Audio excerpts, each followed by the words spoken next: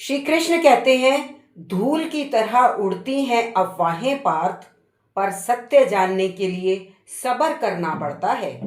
सुन लो, सफल हो जाओगे। किसी गांव में एक साधु रहा करता था। वो जब भी नाचता तो बारिश होती थी।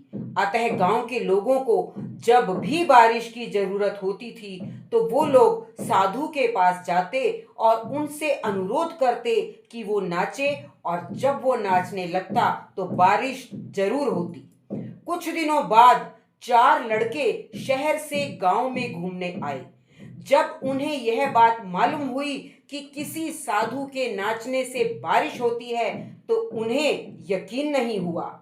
शहरी पढ़ाई लिखाई के घमंड में उन्होंने गांव वालों को चुनौती दे दी कि हम भी नाचेंगे तो बारिश होगी, और अगर हमारे नाचने से नहीं हुई तो उस साधु के नाचने से भी नहीं होगी। फिर क्या था, अगले दिन सुबह सुबह ही गांव वाले उन लड़कों को लेकर साधु की कुटिया पर पहुंचे और साधु को सारी बात बताई। फिर लड़कों ने नाचना शुरू किया। आधा घंटा बीता और पहला लड़का थक कर बैठ गया, पर बादल नहीं दिखे।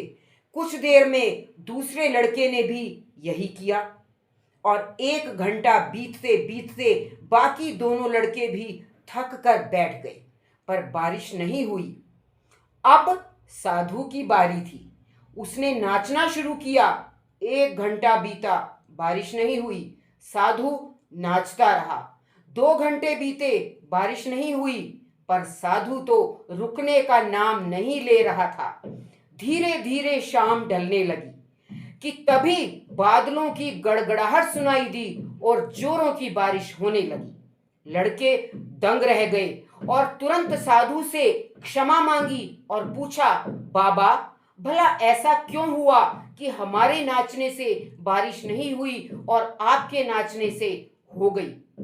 साधु ने उत्तर दिया, जब मैं नाचता हूं तो 2 बातों का ध्यान रखता हूं। पहली बात, मैं यह सोचता हूं कि अगर मैं नाचूंगा तो बारिश को होना ही पड़ेगा, और दूसरी यह कि मैं तब तक नाचूंगा जब तक कि बारिश ना हो जाए। सफलता पाने वालों में यही गुण होता है। वो जिस चीज को करते हैं उसमें उन्हें सफल होने का पूरा यकीन होता है, और वे तब तक उस चीज को करते हैं जब तक कि उसमें सफल ना हो जाए। इसलिए यदि हमें सफलता हासिल करनी है तो उस साधु की तरह ही अपने लक्ष्य को निर्धारित करें।